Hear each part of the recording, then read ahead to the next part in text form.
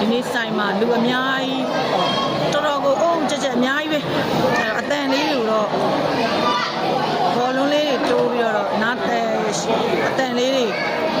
ကျဲပြီးတော့နားထောင်ပြီးပေါ့နော်အတန်ကိုကျဲတာကိုငါထူအောင်မယ်ဒီလိုတခြားမဟုတ်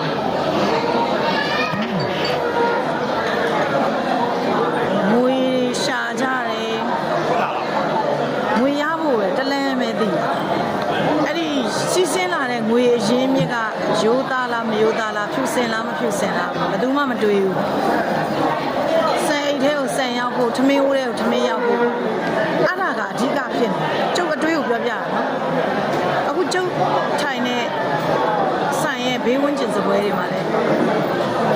လှုပ်တဲ့သူတွေအများကြီးပေါ့လေမန်ကန်တဲ့သူတွေလည်းပါတာပေါ့ကလင်ကကြစ်တွေလည်းပါတာပေါ့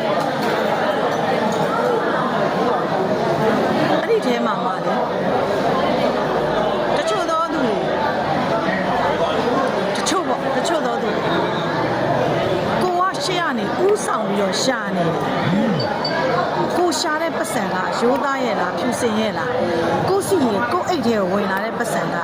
မှန်ကန်ရဲ့လားလို့မတွေးဘူးကိုလိုချင်တာရဖို့ကိုဖြစ်ချင်တာဖြစ်ဖို့အိမ်ရမိသားစုထမင်းစားဖို့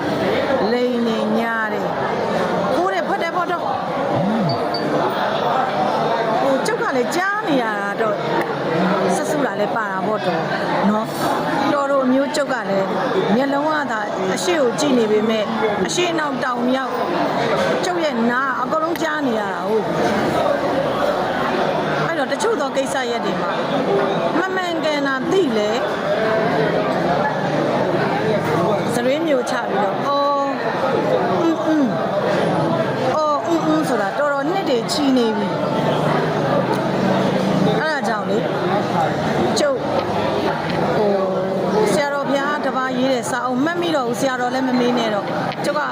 မှတ်ဉာဏ်သိကောင်းတာမဟုတ်ဘူးဝိထုတို့လေးတစ်ပုဒ်ကိုတော်တို့ကျုပ်ပြောပြတာတေကြီးတဲ့တစေကြီးတာတေတဲ့ရွာထိပ်ကဇေယျတစ်ခုမှာတရေကြီးဖြစ်နေတာအဲ့ဒီတရေကြီးရှိနေတဲ့ဇေယျမှာဘုန်းကြီးတစ်ပါးခရီးသွားဝင်တဲတော့တခြားသူတွေကမမြင်ရဘူးအဲ့ဘုန်းကြီးကတရားကျင့်ကြံတဲ့ဘုန်းကြီးဆိုတော့တာတေကိုမြင်ရတယ်မြင်ရတော့မင်းဘာကြောင့်တရေဖြစ်နေတာလဲဆိုတော့ तू ကအိမ်ရမိသားစုစားဖို့တဲ့ तू ကဖိုးတယ်တဲ့ဓမြတိုက်တယ်တဲ့ငားတွေတဲ့ထောင်ဖမ်းတယ်တဲ့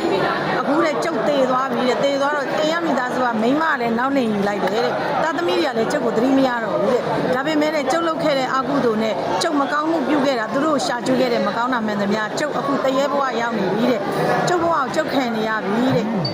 နောက်များဆိုရင်ဆိုပြီးတော့ပေါ့ဆက်ရန်တော့ရှိတာပေါ့ဒါပဲတော့